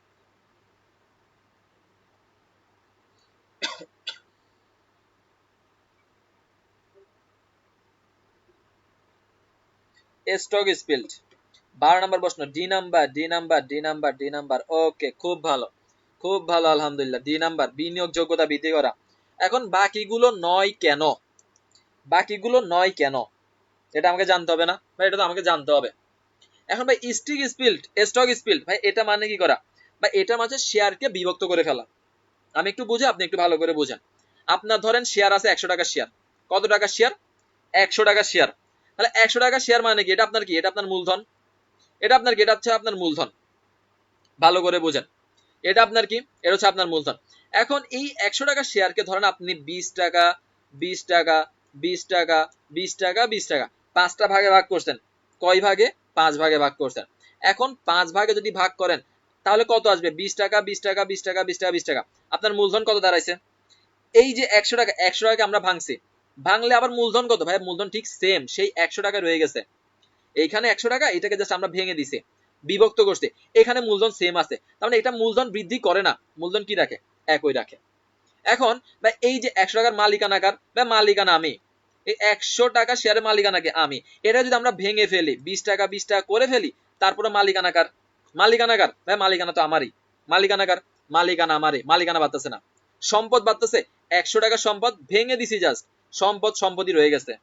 কিন্তু ভাইয়া এই 100 টাকার শেয়ার যদি কেউ একজন ক্রয় করে, একজন, একজন ক্রয় করলে মালিকানা একজনের। কিন্তু আমি যদি সেটাকে ভেঙে ফেলি তাহলে এইটাতে বিনিয়োগ করবে একজন, এইটাতে বিনিয়োগ করবে একজন, এইটাতে একজন বিনিয়োগ করবে, এইখানে একজন, এইখানে একজন, তাহলে 5 জন বিনিয়োগ করতেছে। তাহলে এটা কি করতেছে? বিনিয়োগ যোগ্যতা বৃদ্ধি করতেছে। কিন্তু সম্পদ 100 100 রয়ে গেছে, মালিকানা আমার কাছে আছে, আমার কাছে রয়ে গেছে, মূলধন 100 100 রয়ে গেছে। তাহলে এটা আমার কি করছে? বিনিয়োগ যোগ্যতা বৃদ্ধি করছে। বলেন তো ভাই সবার ক্লিয়ার হয়েছে কিনা? বলেন সবার ক্লিয়ার হয়েছে কিনা যে ভাই স্টক স্পিল্ট এর উদ্দেশ্য কি? এর উদ্দেশ্য কি? আমরা শেয়ারটাকে বিভক্ত করব, বিভক্ত করব, মালিকানা আমার, টাকাও ঠিক যে 100 টাকা সেটাকে জাস্ট ভাগ করছি, অন্য কিছু করি নাই। তাহলে এখানে মূলধন বৃদ্ধি পাচ্ছে না, মালিকানা বাড়তেছে না, সম্পদ বাড়তেছে না, জাস্ট কি করতেছে যে ভাই 100 টাকায় বিনিয়োগ করতে পারবে একজন, কিন্তু এই 20 টাকা করে ভাঙলে এখানে বিনিয়োগ করতে পারবে 5 জন। তার মানে আমি কি করছি? বিনিয়োগ যোগ্যতা বৃদ্ধি করতে পারছি। তো ম্যানেজমেন্টের ক্ষেত্রেও দিতে পারে, ম্যানেজমেন্টের কোম্পানির ক্ষেত্রেও দিতে পারে, বা আপনি অ্যাকাউন্টিং এর ক্ষেত্রে যে অতিরিক্ত তথ্য হিসেবে বলে তাহলে দিতে পারে। ভাইয়া সবকিছু বেসিক থেকে, বেসিক থেকে পড়ালেখা সবসময় বেসিক, বেসিকের বাইরে পড়ালেখা নাই, তাহলে পড়ালেখায় বা পড়াই লাভ নাই, বেসিক যদি না পড়ায়। ভাই বলেন সবাই বুঝছেন কিনা, সবাই বুঝছেন কিনা যে ভাই স্টক স্পিল্ড এটা আসলে কি করতেছে।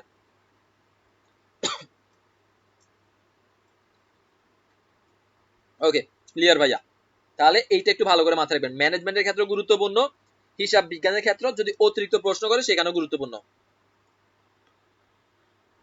পরবর্তী প্রশ্ন, ক্রয় মূল্যের উপর মুনাফার হার কত? ক্রয় মূল্যের উপর মুনাফার হার কত? তাহলে নিট বিক্রয় দিয়ে আছে, কি দিয়ে আছে? নিট বিক্রয় মোট মুনাফা, নিট বিক্রয় মোট মুনাফা 30,000 6,000। বলছে ক্রয় মূল্যের উপর মুনাফার হার কত? এরকম প্রশ্ন আমি করাইছিলাম, এরকম প্রশ্ন আমি করাইছিলাম, সেম প্রশ্ন করাইছিলাম। বলেন অ্যান্সার কত? ওকে ক্লিয়ার ভাইয়া, আসেন পরবর্তী প্রশ্ন, ক্রয় মূল্যের উপর মুনাফার হার কত?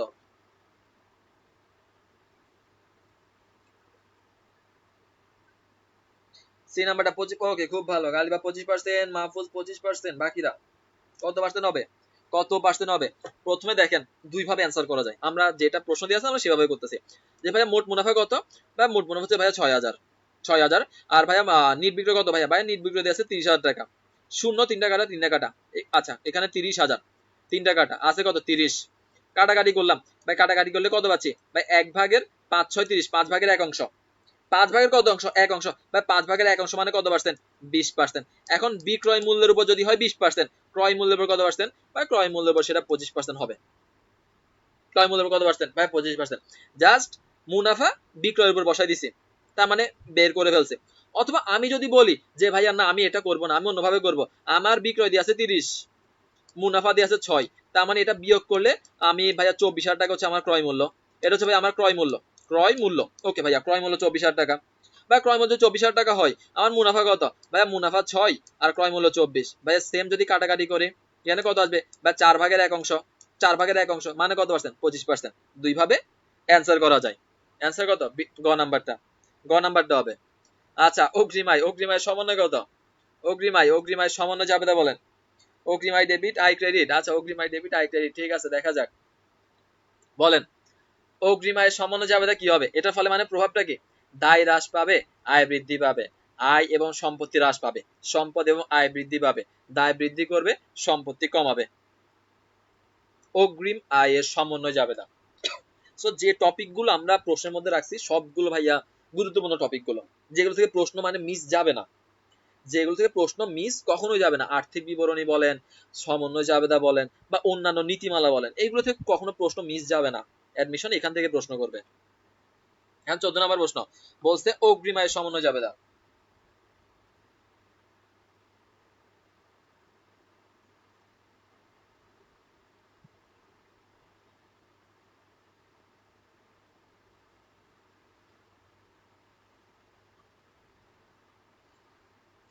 এ নাম্বার হবে, সি নাম্বার হবে, ভালো করে বুঝে শুনে অ্যান্সার করতে হবে। অগ্রিম আয়ের সমন্বয় জাবেদা, যে কোনো একটা অ্যান্সার, দুইটা অ্যান্সার করতেছেন কেন? যে কোনো একটা অ্যান্সার। অগ্রিম আয়ের সমন্বয় জাবেদা ভাইয়া বুঝতে হবে। অগ্রিম আয় মানে কি ভাইয়া? সেবা দেওয়ার পূর্বে টাকা গ্রহণ করা, সেবা দেওয়ার পূর্বে টাকা গ্রহণ করা। তাহলে সেবা দেওয়ার পূর্বে যদি টাকা গ্রহণ করি, নগদ ডেবিট, অগ্রিম আয় ক্রেডিট, অথবা অনুপার্জিত আয় ক্রেডিট। ওকে অগ্রিম আয় ক্রেডিট, অগ্রিম আয় হচ্ছে দায়। ওকে দায়। এখন আমি যখন এটা সেবা দিয়ে ফেলবো, সমন্বয় করব, সমন্বয় করলে প্রথমত আমার সেবা কি হবে? সেবা আয় হবে, সেবা আয় হবে। আর সেবা দিয়ে ফেললে আমার দায় যেটা আছে দায় হ্রাস পাবে। অগ্রিম আয় কি হবে? বা অগ্রিম আয় হবে ডেবিট। এখন অগ্রিম আয় ডেবিট মানে কি? দায় হ্রাস পাবে। অগ্রিম আয় ডেবিট মানে কি? দায় হ্রাস পাবে। সেবা আয় ক্রেডিট মানে কি? সেবা আয় ক্রেডিট মানে কি? আয় বৃদ্ধি পাবে অথবা মালিকানা বৃদ্ধি পাবে, আয় বৃদ্ধি অথবা মালিকানা বৃদ্ধি। তাহলে অ্যান্সার কত? অ্যান্সার কত? সি নাম্বার বলছেন কেন? সি নাম্বার বলছেন কেন? কারা বলছেন? এটা অ্যান্সার কত হবে? অ্যান্সার হবে এই নাম্বারটা, দায় হ্রাস পাইছে। এই যে অগ্রিম আয় ডেবিট মানে কি? ডেবিট মানে কি? দায়, ক্রেডিট মানে হচ্ছে দায় বৃদ্ধি, ডেবিট মানে হচ্ছে দায় হ্রাস। তাহলে দায় হ্রাস, আয় বৃদ্ধি। অপশন যদি বলতো মালিকানা বৃদ্ধি, অ্যান্সার করতে পারতাম। তাহলে দায় হ্রাস, আরেকটা কি? আয় বৃদ্ধি অথবা মালিকানা বৃদ্ধি। বুঝতে পারছেন কিনা? বুঝতে পারছেন কিনা? অ্যান্সার কত হবে? বা অ্যান্সার হবে এ নাম্বারটা। অ্যান্সার কত হবে? এ নাম্বারটা হবে। কমেন্ট করে আবার মুছে ফেলার দরকার নাই, কমেন্ট দেখা শেষ। 15 নম্বর প্রশ্ন, হিসাবকাল শেষে বন্ধ করা হয় না। তার মানে নিচের কোনটি হিসাবকাল শেষে বন্ধ করা হয় না? এখন বন্ধ করা হয় কোন হিসাব? ভাইয়া বন্ধ করা হয় নামিক হিসাব। বন্ধ করা হয় কোন হিসাব ভাই? বন্ধ করা হয় নামিক হিসাব। কোন জাবেদার মাধ্যমে? বা সমাপনী জাবেদার মাধ্যমে। সমাপনী জাবেদার মাধ্যমে। এখন যেগুলো বন্ধ করা হয় সেগুলো নামিক হিসাব, আর যেগুলো বন্ধ করা হয় না সেগুলো কোন হিসাব? বা সেগুলো হচ্ছে ভাই স্থায়ী হিসাব। সেগুলো কোন হিসাব? বা সেগুলো হচ্ছে স্থায়ী হিসাব। স্থায়ী হিসাব কোনগুলো? বা স্থায়ী হিসাব হচ্ছে সম্পদ, স্থায়ী হিসাব হচ্ছে ভাই দায়, স্থায়ী হিসাব হচ্ছে ভাই মূলধন। সম্পদ, দায়, মূলধন। তাহলে এখন আমাকে বলছে বন্ধ করা হয় না, তার মানে হয় না বললে কোনটা? স্থায়ী হিসাবগুলো বের করতে হচ্ছে। সম্পদ কোনটা, দায় কোনটা, মূলধন কোনটা? দেখেন অবচয়, ভাই অবচয় খরচ হবে না। আয় বলছে, আয় ভাইয়া আয় কিসের মধ্যে যাবে? নামিক হিসাবে যাবে। ভাইয়া ক্রয় মূল্য, ভাইয়া ক্রয় মূল্য কোথায় যাবে? নামিক হিসাবের মধ্যে যাবে। তাহলে ভাইয়া প্রাপ্য সুদ, প্রাপ্য, প্রাপ্য, প্রাপ্য মানে পাবো, প্রাপ্য মানে কি? পাবো, পাবো মানে কি? পাবো মানে সম্পদ। তাহলে প্রাপ্য সুদ আমার বন্ধ করা যাবে না, প্রাপ্য সুদ আমার কি করা যাবে না? বন্ধ করা যাবে না। 16 নাম্বার প্রশ্ন, গুরুত্বপূর্ণ প্রশ্ন, একটু পেঁচানো মনে হইতে পারে বাট খুবই গুরুত্বপূর্ণ একটা প্রশ্ন। দেখি একটু অ্যান্সার করেন। 16 নাম্বার প্রশ্ন, 2007 সালে অগ্রণী যুব সংঘ ভাড়া প্রদান করছে 75,000 টাকা। কত টাকা? 75,000 টাকা। যার মধ্যে 3,000 টাকা হচ্ছে 2008 সালের জন্য। 8 সালের জন্য কত টাকা? 3,000 টাকা। বকেয়া ভাড়া মোট ভাড়ার 5 ভাগের 1 অংশ। বকেয়া ভাড়া মোট ভাড়ার 5 ভাগের 1 অংশ। মোট ভাড়া কত আর বকেয়া ভাড়া কত? দুইটাই বের করতে বলছে। অব্যবসায়ী প্রতিষ্ঠান থেকে ম্যাথ আসছে, বুঝে শুনে অ্যান্সার করেন। মোট ভাড়া কত, বকেয়া ভাড়া কত?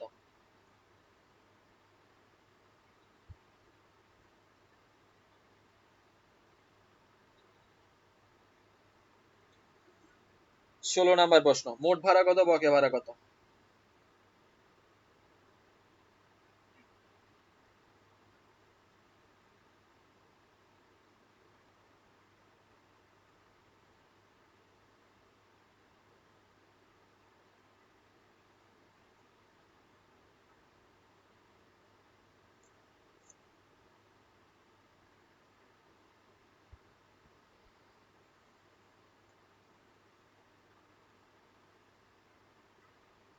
মোট ভাড়া কত, বকেয়া ভাড়া কত?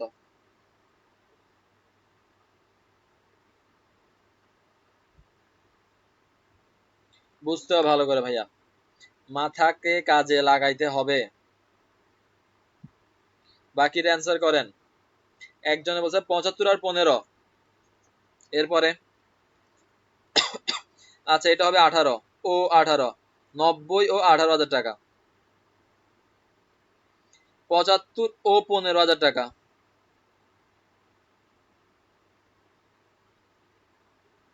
ওকে, শাহান বলছে 90 আর 18,000 টাকা। ওকে দেখা যাক।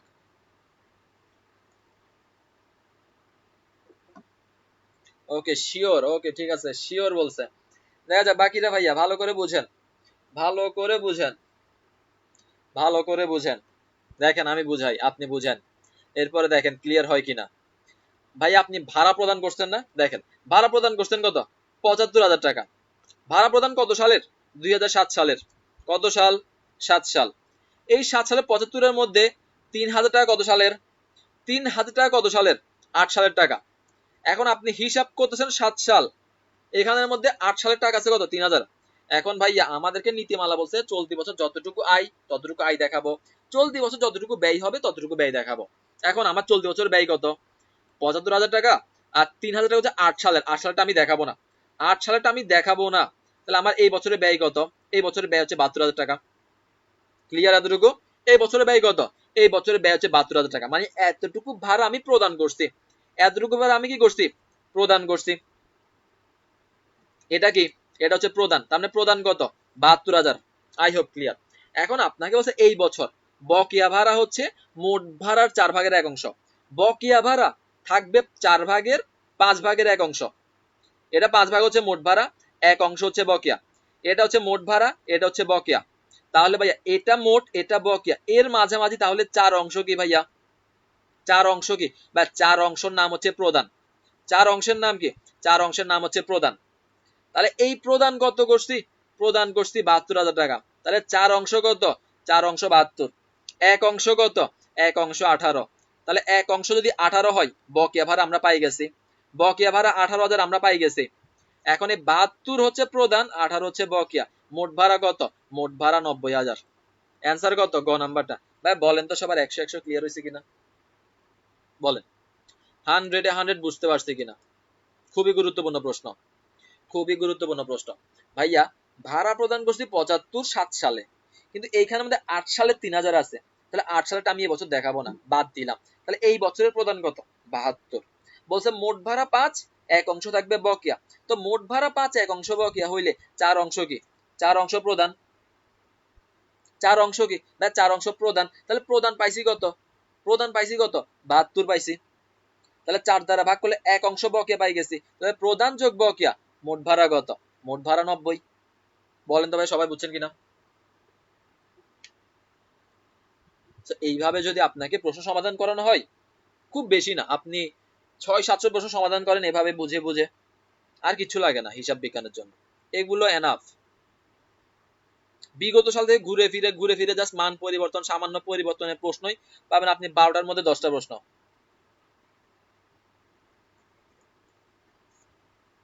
তারপরে ভুল, জানা ম্যাথ আমরা বেশি ভুল করি, জানা ম্যাথ আমরা বেশি ভুল করি, আমরা কনফিউজড হয়ে যাই বা আমরা বুঝতে পারি না, বাট এরকম করা যাবে না,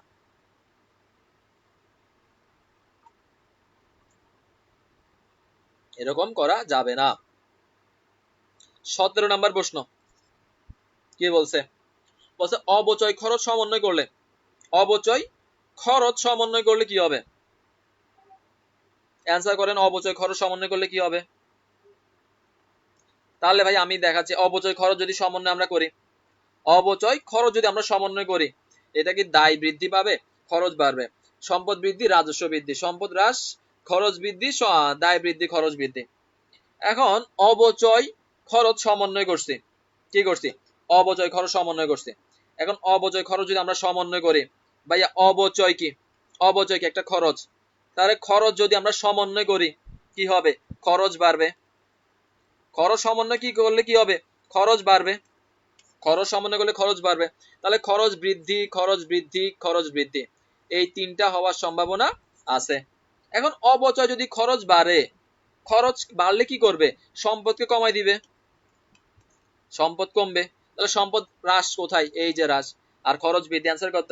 সি নাম্বার। ওকে ঠিক আছে, সি নাম্বার আমরা যারা বলছি সবাই। তবে অবচয় খরচ সমন্বয় করলে কি হচ্ছে ভাইয়া? সম্পদ কমে যাচ্ছে, খরচ বাড়তেছে, সম্পদ কমতেছে, খরচ বাড়তেছে। ওকে, গ নাম্বারটা হবে, গ নাম্বার, ইজি প্রশ্ন। আসেন পরবর্তী প্রশ্ন। এরকম প্রশ্ন আমি একটা বেঁচে করেছিলাম, বেঁচে আমি এরকম একটা প্রশ্ন পড়াইছিলাম, দেখি ভাই অ্যান্সার করেন তো। ওইটাতে ছিল কতজন? ওইটাতে ছিল 50 জন, 50 জন। এরপরে দুইটা লাইন দেয়া ছিল, দুইটা লাইন থেকে আপনাকে কি বের করতে হবে? আপনাকে অব্যবসায়ী প্রতিষ্ঠানের সূত্র নাম্বার 1 ব্যবহার করতে হবে, যে মোট সদস্য, মোট সদস্য ইনটু সদস্য প্রতি চাঁদা। একটু বের করেন, একটু বের করেন যে মোট সদস্য কত, দেন সদস্য প্রতি চাঁদা কত।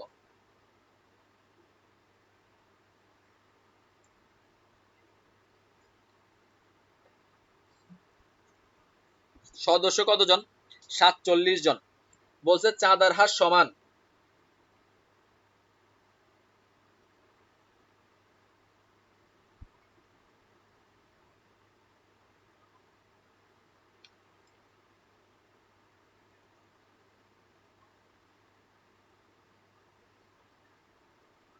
দেখেন অ্যান্সার কত হয়।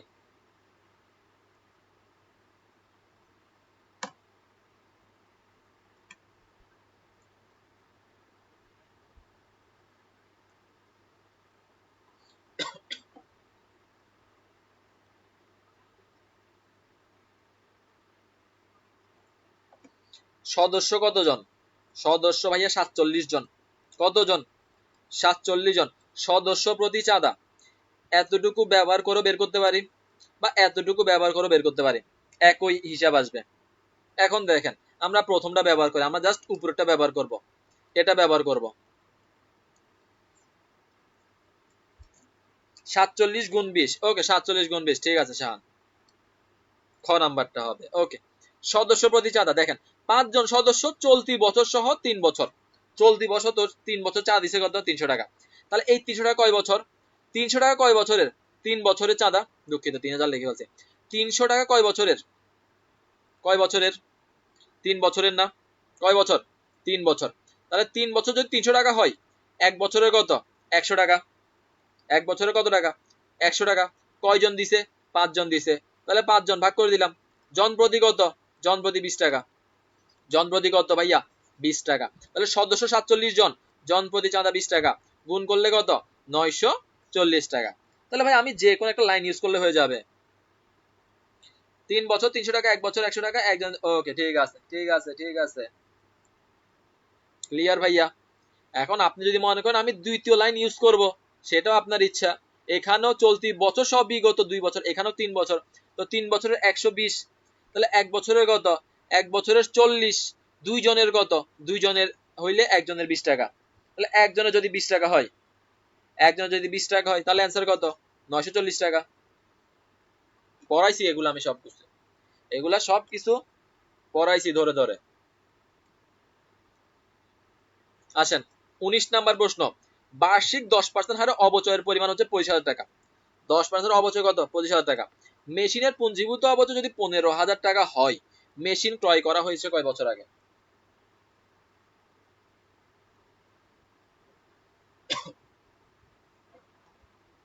মেশিন ক্রয় করা হয়েছে কত বছর আগে? আগে বুঝবেন ভালো করে, দেন অ্যান্সার করবেন। ঠিক আছে, বি নাম্বার সবার অ্যান্সার হয়েছে।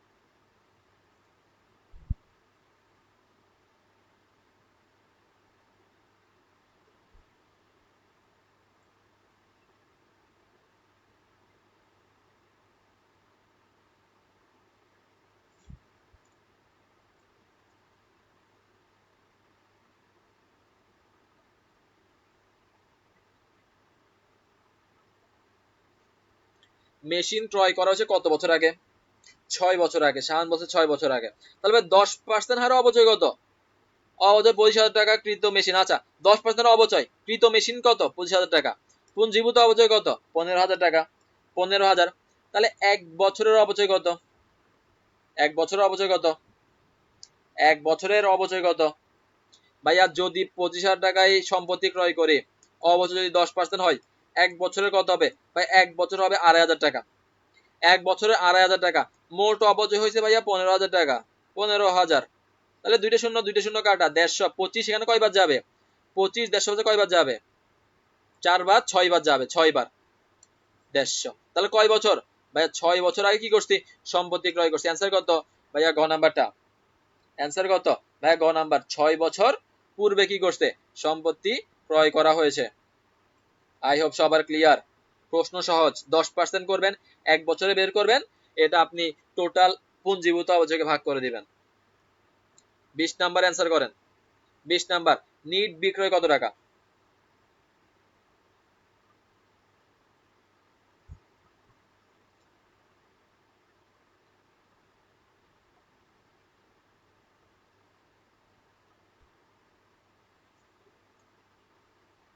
বিশ নাম্বার প্রশ্ন, নিট বিক্রয় কত টাকা? দেনাদার, গড় দেনাদার কত? 75,000 টাকা। দেনাদার আবর্তন কত? 2 গুণ। নগদ বিক্রয় যদি 1 লক্ষ টাকা হয়, নিট বিক্রয় কত?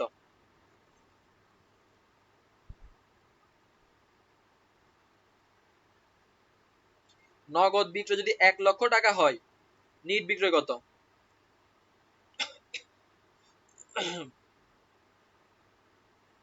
তাহলে ভাই দেনাদার আবর্তনের সূত্র কি? দেনাদার আবর্তন নিট ধারে বিক্রয় ডিভাইডেড বাই গড় দেনাদার, গড় দেনাদার। ওকে, আমরা সি নাম্বার একটা অ্যান্সার পাইছি, বাকিটা অ্যান্সার করো।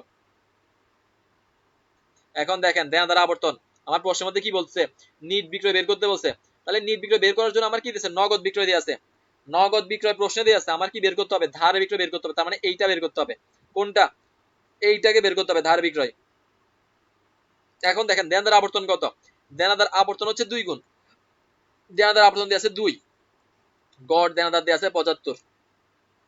তাহলে এটা মনে মনে কত আছে? নিচে 1 আছে। তাহলে আর আর ই গুণ করব। আর আর ই গুণ করলে কত আসবে? আর আর ই গুণ করলে এখানে আসবে 1,50,000। এই 1,50,000 নাম কি? 1,50,000 নাম হচ্ছে ধারে বিক্রয়। 1,50,000 নাম কি? ধারে বিক্রয়। তাহলে 1,50,000 ধারে বিক্রয়, 1 লাখ হচ্ছে নগদ বিক্রয়। তাহলে 2,50,000 কি? নিট বিক্রয়। 2,50,000 কি? নিট বিক্রয়। 2,50,000 টাকা। অ্যান্সার কত? 2,50,000 টাকা। তাহলে কিভাবে পাইলাম ভাইয়া? জাস্ট আমাদের যে সূত্র দেয়া আছে সূত্র অনুযায়ী মান বসাইছি, সূত্র অনুযায়ী আমরা মান বসাইলাম। তাহলে ভাইয়া দেনাদার আবর্তন পাইলাম 2, এটার সাথে আমরা ভাইয়া গড় দেনাদার পাইলাম 75, গুণ করলে ধারে বিক্রয়, ধারে বিক্রয় নগদ বিক্রয় ইজিক্যাল টু নিট বিক্রয়, ইজিক্যাল টু কি? নিট বিক্রয়। বলেন ভাইয়া সবার পুরো সবকিছু ক্লিয়ার হয়েছে কিনা? ওভারঅল 100 এ 100 ভাইয়া সবকিছু বুঝতে পারছে কিনা যে কোন প্রশ্ন আমরা কিভাবে অ্যান্সার করা লাগবে, কিভাবে অ্যান্সার গুলো হচ্ছে, সবার ক্লিয়ার হয়েছে কিনা? সো মোটামুটি এইভাবে আমরা যদি নিজে পড়াশোনা করি প্লাস রেগুলার গুরুত্বপূর্ণ এমসিকিউ গুলো আমরা যদি এভাবে সমাধান করতে পারি, আমাদের অ্যাডমিশনের হিসাব বিজ্ঞানের প্রস্তুতি নিয়ে কোনো ঝামেলা লাগবে না। সেকেন্ড টাইমার এখানে ম্যাক্সিমাম হচ্ছে second timer. So second timer হিসাব বিজ্ঞানের জন্য হিউজ মার্ক। আপনি কুমিল্লাতে 30, গুচ্ছতে আপনার 35, রাবিতে আপনার 25, সো অনেকগুলো মার্ক কিন্তু আপনার হিসাব বিজ্ঞান থেকে। সো এগুলো যদি আপনি 80% করে মার্ক আনতে পারেন, 80% করে যদি মার্ক আনতে পারেন, মানে আপনি 35-এ অ্যাটলিস্ট 27 প্লাস তোলেন, আপনি 30-এ আপনি অ্যাটলিস্ট কত প্লাস 24 প্লাস তোলেন, আবার আপনি 25-এ যদি ভাইয়া 20 প্লাস তোলেন, ভাই হিউজ মার্ক এগুলো, হিউজ মার্ক এগুলো, 20 প্লাস, 27 প্লাস, 24 প্লাস। আর ম্যানেজমেন্ট, ভাই ম্যানেজমেন্টের ক্ষেত্রেও আমরা যদি এইভাবে মার্ক গুলো পেতে পারি 27, 28 করে পেতে পারি, তাই আমাদের মোটামুটি চান্স পাওয়া ইজিলি আমরা চান্স পেতে পারবো। প্লাস একটা ভালো র্যাঙ্ক করা সম্ভব, একটা ভালো র্যাঙ্ক আমরা ইজিলি করতে পারবো। ভাই একটু চেষ্টা করব যে প্রশ্নটা পড়তেছি, যেটা সমাধান করতেছি, সেগুলো একটু ভালোভাবে সমাধান করার জন্য। এখানে একটা আছে।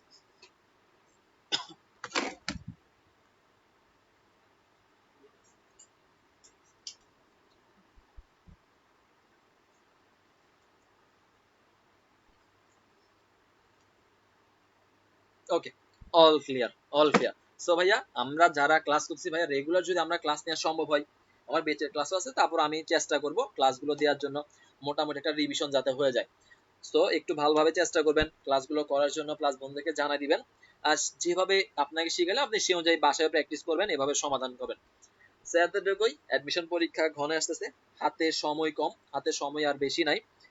ওকে, হাতে সময় আমাদের কম আছে। সো একটু চেষ্টা করবেন সবকিছু ওভারঅল সম্পূর্ণ করে একটা ভালো রিভিশন নিয়ে অ্যাটলিস্ট যেখানে পরীক্ষা দেন না কেন 6 থেকে 7 বার রিভিশন সম্পূর্ণ করে যাতে এক্সাম হলে বসতে পারেন, 6 থেকে 7 বার সম্পূর্ণ করে যাতে এক্সাম হলে বসতে পারেন। সো ভাইয়া ইনশাআল্লাহ ক্লাস দেওয়ার চেষ্টা করব, প্লাস আরো আধুনিক ভাবে ইনশাআল্লাহ ক্লাসগুলো নেওয়ার চেষ্টা করব। সো এতটুকুই, ভালো থাকেন, সুস্থ থাকেন। আর কারো যদি কোনো প্রশ্ন থাকে, প্রশ্ন করতে পারেন। 1 মিনিট সময় দিলাম, যদি কারো কোনো প্রশ্ন থাকে প্রশ্ন করতে পারেন, না হলে আমাদের ক্লাস এতটুকুতেই সম্পূর্ণ।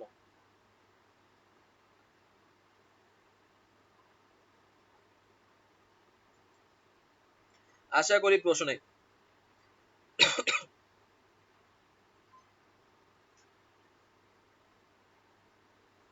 সো ভাইয়া যেটা কথা, ভাইয়া নতুন ব্যাচ কবে শুরু করতে হবে? আচ্ছা নতুন ব্যাচের যে ব্যাপারটা, আজকে কয় তারিখ? আজকে হচ্ছে 13 তারিখ। আজকে 13 তারিখ, 16 তারিখে আপনার কি দিবে? 16 তারিখে আপনার এইচএসসি রেজাল্ট দিবে। তো 16 থেকে আপনি মোটামুটি মনে করেন 20 তারিখের মধ্যে আমি বেচ শুরু করে দিব ইনশাল্লাহ। 20 তারিখের মধ্যে বেচ চলে আসবে, এতটুকু হচ্ছে কথা। সো এর বেশি না, 20 তারিখের মধ্যে আমাদের বেচটা চলে আসবে। আমরা 20 তারিখের মধ্যে আমরা ওভারঅল অ্যানাউন্সমেন্ট দিয়ে আমরা শুরু করে দিব, সো নতুন যারা আছে বা যারা ভাই একটা সেকেন্ড টাইমার কোর্স চাই, হ্যাঁ সেকেন্ড টাইমার কোর্স বলেন বা আপনি যেটাই বলেন না কেন, 20 তারিখ থেকে ইনশাল্লাহ আমরা বেশ শুরু করে দিব। আবার ওভারঅল আমরা ইনশাল্লাহ শুরু থেকে আমরা শুরু করব। আমাদের ভাইয়া হাতে সময় খুবই কম, বিগত অ্যাডমিশনের তুলনায় আমরা এবছর সবচেয়ে বেশি হাতে সময় কম পাবো। মানে অ্যাকুরেট যে সময়টা 3 মাস, মানে 3 মাস, আমাদের হাতে 3 মাস সময়, কিন্তু বিগত সালগুলোতে আমরা 4 মাস 5 মাস করে সময় পাইছি, 4-5 মাস করে সময় পাইছি প্রস্তুতি নেওয়ার জন্য। কিন্তু এই বছর কিন্তু আর ওইটা হচ্ছে না। এই বছর আমরা হাতে সময় 3 মাস, মানে 3 মাস।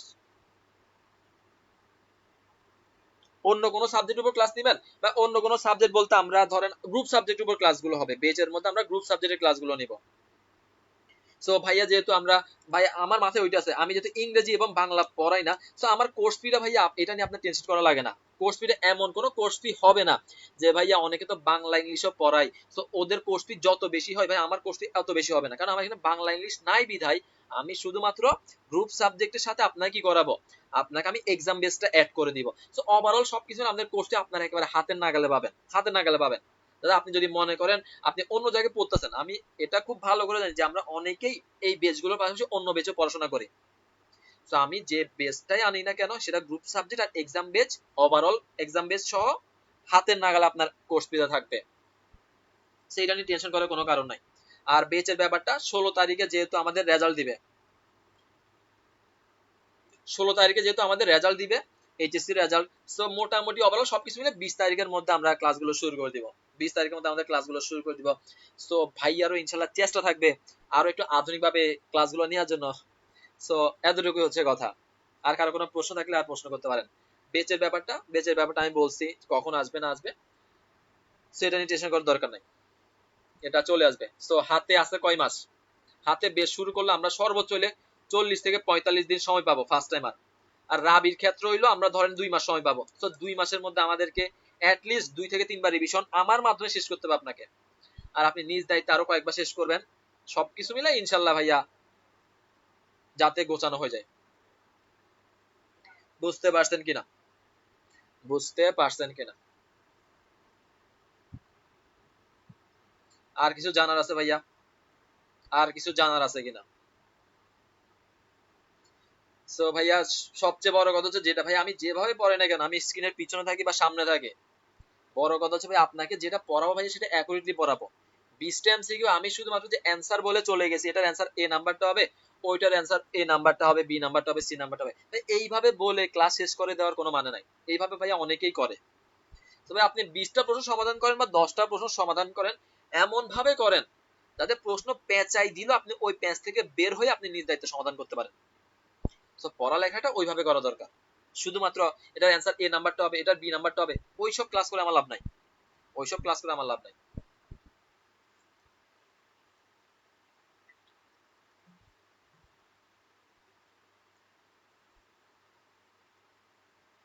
ওকে, ক্লিয়ার ভাইয়া? সো এতটুকুই, এতটুকুই। ইনশাল্লাহ আবার পরবর্তী ক্লাসে দেখা হবে। ভালো থাকেন, সুস্থ থাকেন, আর ফ্রি ক্লাসগুলো করার চেষ্টা করবেন, বোঝার চেষ্টা করবেন, ইনশাল্লাহ ভালো কিছু করতে পারবেন।